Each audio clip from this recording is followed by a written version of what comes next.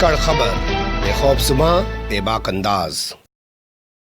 धाकड़ खबर में आपका स्वागत है। मैं आपके साथ हूं अकरम रईस खान। पत्रकारिता की जिम्मेदारी है कि सिर्फ आपको घटनाओं से ही अवगत न कराए, घटनाओं के पीछे की भूमिका से भी आपको अवगत कराए, या घटनाओं से जुड़े हुए जो कैरेक्टर हैं उनसे भी आपको अवगत कराए।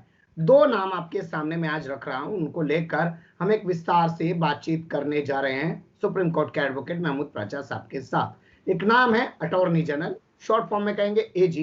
दूसरा नाम है सॉलिसिटर जनरल। आजकल देखने में आ रहा है कि अटॉर्नी जनरल कहीं गायब हो गए हैं, उनका कुछ पता नहीं चल रहा है। क्या सरकार ने उनको हटा दिया है? वो किसी मुकदमे में क्यों नहीं दिखाई देते हैं? दूसरा एसजी यानी कि सॉलिसिटर जनरल, वो हर मुकदमे में नजर आ रहे हैं और छोटे से छोटे मुकदमे में सरकार उनको खड़ा कर दे रही है। ये सब चल क्या रहा है? और जो ये सॉलिसिटर जनरल हैं जिनका नाम है तुषार मेहता, उनकी भूमिका पर भी बहुत सारे सवाल खड़े हो रहे हैं, उस पर भी बात करने की कोशिश करेंगे। पर पहले मैं आपसे सवाल ये पूछना चाहता हूं, अटॉर्नी जनरल क्या होता है और उसकी भूमिका क्या होती है सर? देखिए, अटॉर्नी जनरल कॉन्स्टिट्यूशनल पद है और सरकार को कोई भी अगर कानूनी सलाह लेनी है तो वो अटॉर्नी जनरल से लेते हैं। बाकी सभी अधिकारी, चाहे वो सॉलिसिटर जनरल हो या एडिशनल सॉलिसिटर जनरल हो या कोई भी हो, वो अटॉर्नी जनरल की निगरानी में ही, उनके अंडर ही काम करते हैं, उनकी ही एडवाइस से और उन्हीं की डायरेक्शंस पे काम करेंगे। ऐसा भारत के संविधान में प्रोविजन है। राष्ट्रपति को भी अगर कोई सलाह लेनी है तो अटॉर्नी जनरल की पोस्ट जो है ना, नंबर 1 लॉ ऑफिसर जो है देश का, वो अटॉर्नी जनरल होता है। और संविधान ने सिर्फ और सिर्फ उन्हें ही ये ताकत दी है कि वो कैबिनेट को और राष्ट्रपति को एडवाइस करें। क्या सिर्फ वो एडवाइस करेंगे या मुकदमों में कोर्ट में भी हाजिर होंगे?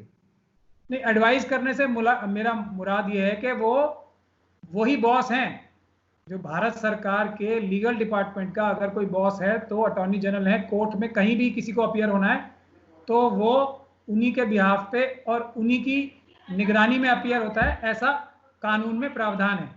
बाकी सब लोग उनके अंडर में, और उनके पूरे देश की बात बता रहा हूं मैं। अगर भारत सरकार को कहीं भी कोई केस रिप्रेजेंट कराना होगा तो वो उन्हीं की निगरानी में होगा, उन्हीं के अंडर में होगा, ऐसा कानून में प्रावधान है। एक सवाल जो आपकी बातचीत से अभी तक खड़ा हुआ, आपने कहा कि सलाह दे सकते हैं, दूसरे वो तय करेंगे कि सॉलिसिटर जनरल कोई पेश होगा या एडिशनल सॉलिसिटर जनरल कहीं पेश होगा। क्या वो खुद नहीं पेश होंगे किसी मुकदमे में? क्या नहीं, खुद सब लोग ही उन्हीं के बिहाफ पे पेश हो रहे हैं, तो वो खुद ही बॉस है ना, सबसे बड़े वकील वही है, उन्हें तो होना ही है। पिछली बार हमने देखा जब मुकुल रोहतगी अटॉर्नी जनरल थे, वो खुद कई मामलों में सुप्रीम कोर्ट में सरकार का पक्ष रखते हुए दिखाई देते थे। लेकिन इस बार के वेणुगोपाल जो हैं, वो शुरुआत के दिनों में तो दिखाई दिए कोर्ट के अंदर, लेकिन अब उनका कुछ पता ही नहीं है वो कहाँ है। अब इस पे तो ये आपको वेणुगोपाल साहब से ही पूछना पड़ेगा, लेकिन उनकी मर्जी के बगैर, उनकी निगरानी के बगैर ना तो सॉलिसिटर जनरल साहब कुछ कह सकते हैं कोर्ट में, ना कोई और दूसरा वकील। तो ये बुनियादी कानून का प्रावधान है। अब वो क्यों नहीं अपीयर हो रहे, उसके बारे में तरह तरह की कवायद लगाई जा रही हैं।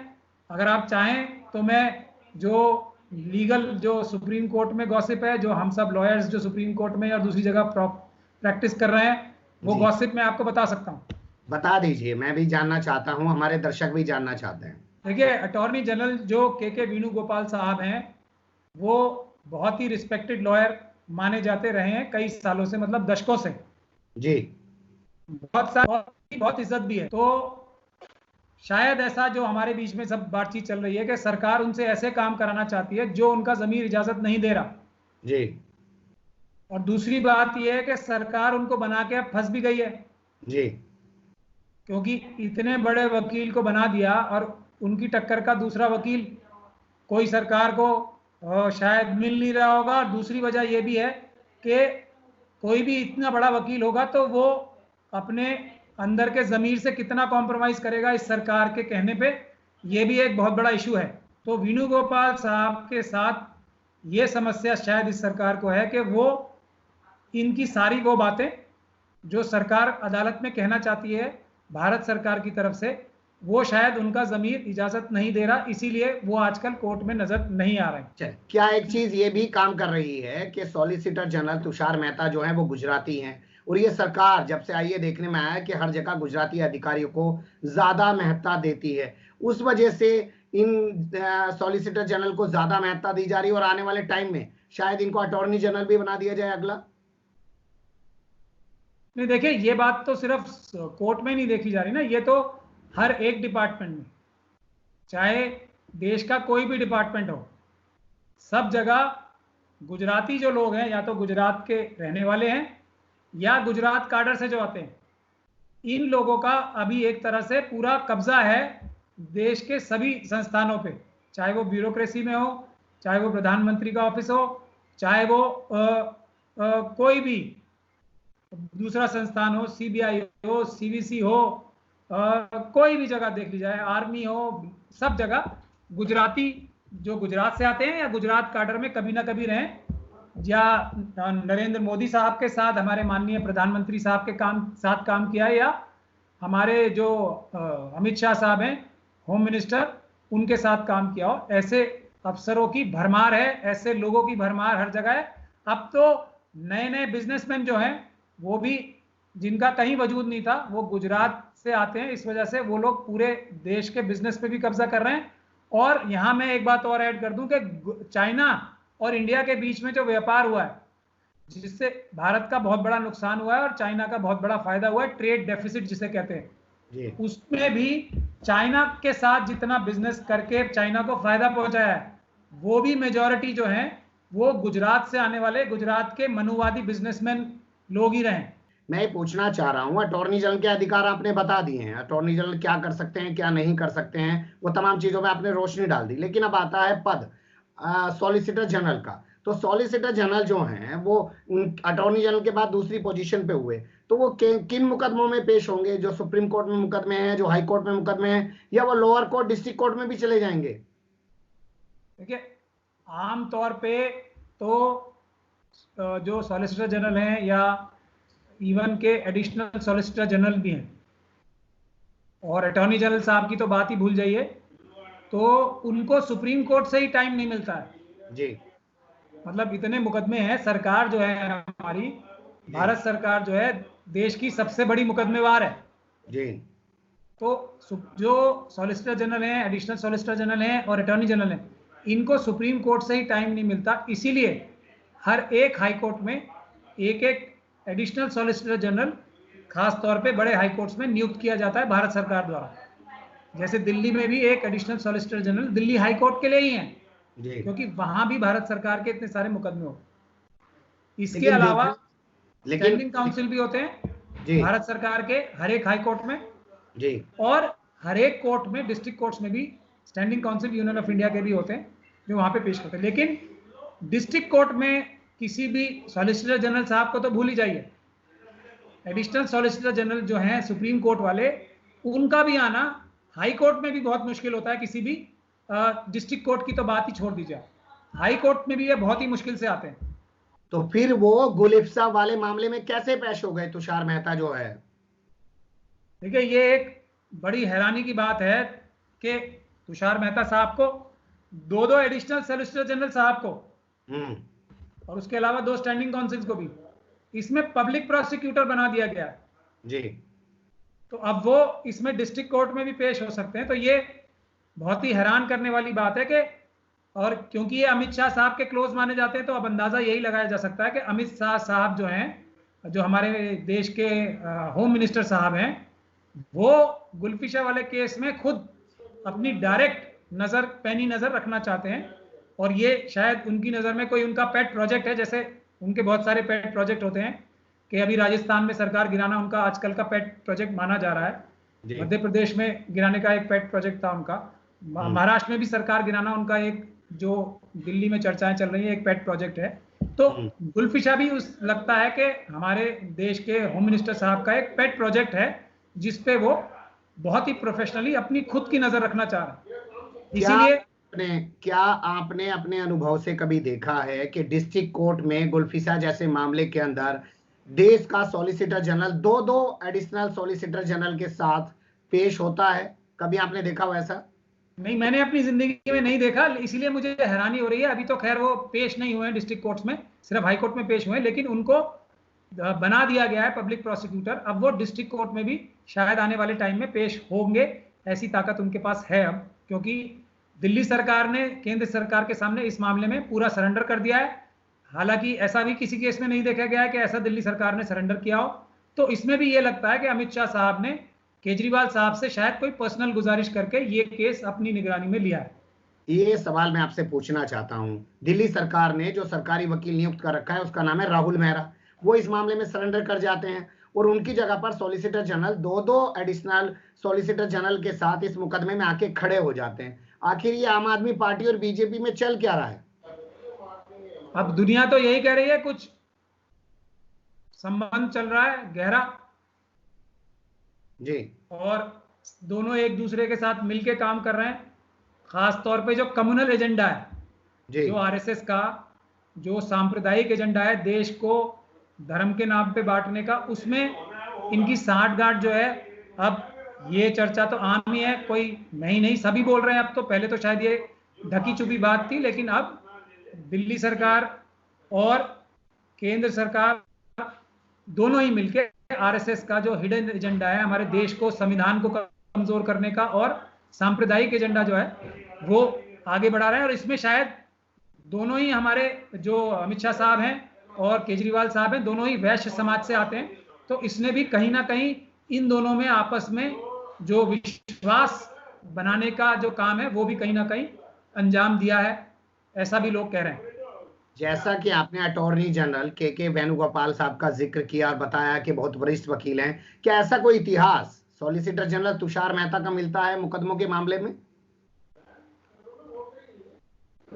देखिए, जब से वो एडिशनल सॉलिसिटर जनरल साहब नहीं बने तो ज्यादातर लोगों ने उनका नाम नहीं सुना था जी, और ये भी सब हमारे सभी लोगों के बीच में चर्चा है। लेकिन गुदड़ी में लाल छुपा हो सकता है, उनकी काबिलियत अमित शाह साहब को पसंद हो सकती है, ये तो आदमी की पसंद है। बहुत अच्छे अच्छे लॉयर्स जो हैं वो कहीं नजर नहीं आते, ऐसा भी होता है। बहुत सारे अच्छे अच्छे लॉयर्स जो हैं वो अपने कहीं ना कहीं किसी हाई कोर्ट में या डिस्ट्रिक्ट कोर्ट में ही रह जाते हैं।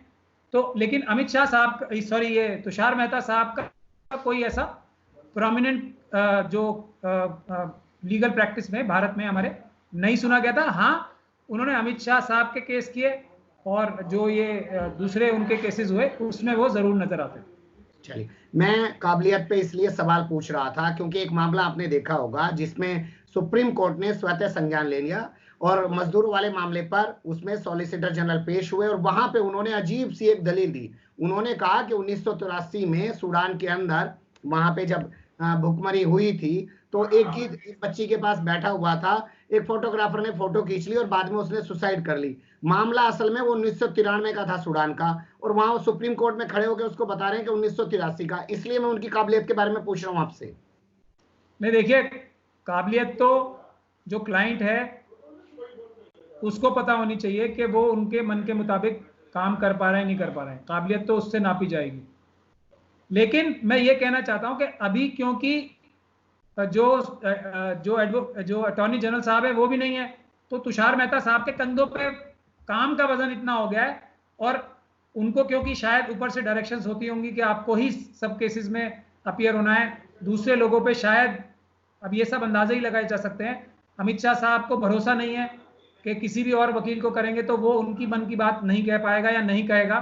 तो तुषार मेहता साहब के ऊपर काम इतना ज्यादा आ गया है कि हाई कोर्ट भी भागना है, सुप्रीम कोर्ट में भी रहना है, कभी किसी और मुकदमे भी जाना है, सलाह भी देनी है। तो इतना सारा अगर किसी एक व्यक्ति के ऊपर काम आ जाए तो वो गलतियां तो करेगा ही, मगर गलतियां आदमी के काम के बोझ की वजह से भी होती हैं और गलतियां आदमी की जो बेसिक अंडरस्टैंडिंग ऑफ लॉ होती है या उसकी जो आम एक समझ है उसकी वजह से भी गलतियां होती हैं। तो कोई भी वजह हो सकती है, काम का बोझ भी एक वजह हो सकती है और कई चीजों को ना समझ पाना भी एक वजह हो सकती है। जी जी, काम का बोझ भी एक वजह हो सकती है, कई चीजों को ना समझ पाना भी एक वजह हो सकती है। लेकिन अगर आपने व्हाट्सएप में मैसेज पढ़ा हो तो 1983 वाला मैसेज जो है वो व्हाट्सएप में घूमता है कि सूडान के अंदर इस तरीके से भुखमरी हुई थी, और वहां कोर्ट में खड़े होके अगर सॉलिसिटर जनरल ने 1993 की घटना को 1983 बताया तो कोर्ट ने उस पर संज्ञान क्यों नहीं लिया, उनके खिलाफ कार्रवाई क्यों नहीं की? देखिए, सॉलिसिटर जनरल साहब के पद की बहुत वैल्यू होती है, ये आपको समझना पड़ेगा जी। तो जजेस भी एडवोकेट जनरल साहब, अटॉर्नी जनरल साहब से और सॉलिसिटर जनरल साहब से बहुत ही इज्जत से बात करते हैं, और वो कोई भी बात बोले तो उसको वजन दिया जाता है। अब चाहे वो बात गलत हो या सही हो, तो इसीलिए किसी भी अटॉर्नी जनरल को या सॉलिसिटर जनरल को कोई भी ऐसी बात नहीं बोलनी चाहिए, क्योंकि ये देश के नंबर 2 के लॉ ऑफिसर हैं। ये तो उनको अपने ऊपर जिम्मेदारी होनी चाहिए, और उनके जो लॉ ऑफिसर्स, जो भारत सरकार के जो अफसर थे, उनको भी उनको बताना चाहिए था। क्योंकि देखिए, वकील से ये उम्मीद करना कि उसको सब कुछ पता होगा, नहीं पता होता। तो जो भारत सरकार के अफसर हैं, उन्होंने भी शायद, अब प्रॉब्लम ये भी है कि सरकार में के सारे ऐसे काम कराने हैं अफसरों से भी जो कोई भी इज्जतदार और ईमानदार अफसर नहीं करेगा। तो अब जो ब्रीफिंग करने लोग आ रहे हैं वही कमअकल हैं, तो तुषार मेहता साहब क्या करेंगे? अब हर एक अफसर की गलती तो तुषार मेहता साहब नहीं पकड़ पाएंगे, और अब तो यहाँ तो भरमार है सभी अफसरों की, करप्ट और बेईमान अफसरों की भरमार है। तो सारी जिम्मेदारी तुषार मेहता साहब को भी देना गलत होगा, लेकिन अल्टीमेटली जिम्मेदारी तुषार मेहता साहब की है, क्योंकि वो बात उनके मुंह से निकल रही है। तो उनको इसका जो एक तरीका होता है उसको टेस्ट करके ही कोई बात बोलनी चाहिए। क्या ऐसा भी है कि तुषार मेहता के अलावा किसी और ने, जैसे एडिशनल सॉलिसिटर जनरल कोई और होता, उसने ऐसी गलती कर दी होती तो कोर्ट ही नहीं सरकार भी उसके खिलाफ एक्शन ले लेती, लेकिन क्योंकि ये गुजराती है इनके खिलाफ एक्शन नहीं लिया गया? नहीं, ऐसा बहुत बार देखा गया है कि एडिशनल सॉलिसिटर जनरल्स को हटाया गया है, तुरंत उनका टाइम खत्म होने से पहले हटाया गया है। सॉलिसिटर जनरल साहब को भी हटाया गया है, ऐसा बहुत बार देखा गया। लेकिन बात वही है ना, क्लाइंट जो भारत सरकार है वो उनके कामों से खुश है, तो आप और मैं क्या कर सकते हैं? अब एक आखिरी सवाल मैं आपसे समझना चाहता हूं कि गुलफिशा के केस में ऐसा क्या है और किस मोड पे वो केस पहुंचा हुआ है, ये थोड़ा सा अगर आप बता पाएं तो। देखिए, गुलफिशा का केस वो केस है जिसमें जो होम मिनिस्ट्री से एक ऐसा नैरेटिव तैयार किया जा रहा है दिल्ली पुलिस की मदद से जी, और एक ऐसा होम मिनिस्टर साहब की तरफ से दबाव है, और वो इस बात को ओपनली कहते भी हैं कि सीए एनआरसी प्रोटेस्ट जो है वो किसी तरह भी उसको खत्म करेंगे और सीए एनआरसी लागू करेंगे। तो उसके बीच में सबसे बड़ा रोड़ा जो है, ये जो मुस्लिम महिलाओं ने प्रोटेस्ट किए पूरे देश में, बगैर किसी की मदद के, बगैर किसी की सपोर्ट के, कोई भी इनके लिए ये कहे कि मैंने कराया या कोई और के ऊपर ये इल्जाम लगाया जाए या क्रेडिट किसी को भी दिया जाए, तो बिल्कुल झूठ होगा। इससे जो है अमित शाह साहब जो चाणक्य माने जाते हैं राजनीति के, इससे इनकी बहुत ही फेलियर एक साबित हो रहा था पूरी दुनिया के सामने कि ये इस चीज को अपनी इंप्लीमेंट नहीं कर पा रहे, तो उसको उन्होंने किसी भी हालत में खत्म कराना था। तो उसी नजर से दिल्ली पुलिस के अफसरों ने और पुलिस के लोगों ने बाकायदा हमले किए मुस्लिम समाज के ऊपर, और पूरा जो दंगा है ऑर्गेनाइज किया। ये सब इसका मकसद सिर्फ एक था दंगे का भी, कि लोगों में इतना दहशत फैला दी जाए, मुस्लिम महिलाओं में खास तौर पे, कि वो पीसफुल प्रोटेस्ट अपने संविधान बचाने के लिए ना करें। उसी कड़ी में आपको ये देखना होगा कि जो दंगे जब खत्म हो गए और उसके बाद कोविड वायरस का लॉकडाउन भी लग गया, सैकड़ों मुस्लिम समुदाय के लोगों को अरेस्ट किया गया और जेलों में डाला गया, और पुलिस ने भी कोविड वायरस लॉकडाउन की जो गाइडलाइंस थी उसको तोड़ के भी घरों में रेड करके जबरदस्ती लोगों को उठाया। अगर आप दिल्ली भर के आंकड़े निकाल लें, ये भी किस लिए था? एक टेरर फैलाना है मुस्लिम महिलाओं में कि वो अपना पीसफुल प्रोटेस्ट जैसे ही लॉकडाउन खुलता है ना करें, और सीए का विरोध ना करें, संविधान बचाने की बात ना करें, बाबा साहब अंबेडकर की तस्वीर ना लगाएं अपने पीछे, और जय भीम ना बोलें, जय संविधान ना बोलें। अब ये केस हमने एक ऐसा गुलफिशा का डाल दिया, जो अगर हम इसमें जीतते हैं तो ये सारे यूएपीए के जितने भी मुल्जिम हैं उनको सबको फायदा होगा, और सबकी जेल से बाहर तुरंत आने की रास्ता खुल जाता है अगर हम इसमें जीतते हैं, क्योंकि इनसे बहुत बड़ी गलतियां हो गई। इन्होंने टेक्निकल जिस कोर्ट के पास पावर थी उस कोर्ट के सामने पेश ही नहीं किया किसी को, तो इसलिए छूटने के आसार इस ग्राउंड पे एकदम मजबूत बन गए। तो अब अमित, अगर ये यूएपीए का केस खत्म हो जाता है तो जो एक दहशत फैली हुई है अभी मुस्लिम या फैलाने की कोशिश हो रही है मुस्लिम समाज में भी और मुस्लिम महिलाओं में खास तौर पे कि इतने बड़े बड़े केसों में फंसा दिया जाएगा कि आपकी जिंदगियां खराब हो जाएंगी, आपको बेल नहीं मिलेगी 10-10, 20-20 साल तक। तो अगर हम इनको छुड़ाने में तुरंत कामयाब हो जाते हैं तो वो जो अमित शाह साहब का प्रोजेक्ट है डर का माहौल पैदा करने का, वो फेल हो जाएगा। इसीलिए उन्होंने अपनी जो भी बेस्ट ताकत थी, अपने सबसे विश्वास पात्र, अपने सबसे काबिल सारे वकील इसमें छोटे से केस में उतार दिए हैं। तो इसकी बुनियादी वजह यह है कि सीए एनआरसी प्रोटेस्ट को खत्म करने की जो उनकी साजिश थी उसमें एक बहुत बड़ा धक्का लगेगा अगर ये लोग बाहर आ जाते हैं और यूएपीए का केस में भी ये लोग बाहर आने में कामयाब हो जाते हैं जल्दी। अभी क्या स्थिति है गुलफिसा वाले केस की? अभी देखिए, हमने बहस इसमें पूरी कर दी है। सारी जो गलतियां हैं, जो हमारी नजर में तो ऐसी गलतियां हैं जो पूरी नहीं की जा सकती हैं, और जजमेंट रिजर्व्ड है अब उसमें दिल्ली हाई कोर्ट में। लेकिन आजकल का जो माहौल है, और ये बातें भी मीडिया के माध्यम से ऐसा कर देते हैं कि ये देशद्रोह है और ये सब, जो ये झूठी बातें मीडिया के माध्यम से भी देश में पैदा, तो जजेस भी कहीं ना कहीं हमारे समाज का ही हिस्सा है और बहुत सारे जजेस ने ये बोली भी है बात। अभी एक रिसेंट स्टडी भी आई है कि जो समाज में माहौल चल रहा होता है उससे जजेस की जजमेंट भी इफेक्ट होती है। तो ये पॉसिबिलिटी तो है, लेकिन हमें ऐसा लगता है कि हमारा ये केस जो है बिल्कुल ओपन शट केस जिसे हम कहते हैं वैसा है। लेकिन अब सबको इंतजार करना पड़ेगा हाई कोर्ट के फैसले, जो कब तक आएगा वो? मेरे ख्याल से जल्दी ही आ जाएगा ये फैसला, क्योंकि 25 तारीख को दोबारा गुलफिशा को पेश होना है, तो कम से कम उससे पहले तो किसी भी हालत में ये फैसला आ जाना चाहिए। चलिए, बहुत शुक्रिया, आपने बहुत सारी जानकारियां दी और मुझे लगता है धाकड़ खबर के जो व्यूअर्स हैं, दर्शक हैं, उन्होंने बहुत कुछ सीखा और समझा होगा। अच्छा बुरा जो भी लगा हो, आप कमेंट्स के रूप में अपनी राय दे सकते हैं। खबर को लाइक कर सकते हैं, चैनल को सब्सक्राइब कर सकते हैं और ज़्यादा से ज़्यादा हमारी खबरों को शेयर कर सकते हैं। फिर ऐसे ही किसी सुलगते हुए उलझते मुद्दे लेकर हम आपके सामने होंगे हाजिर। फिलहाल अभी हमें दें इजाज़त।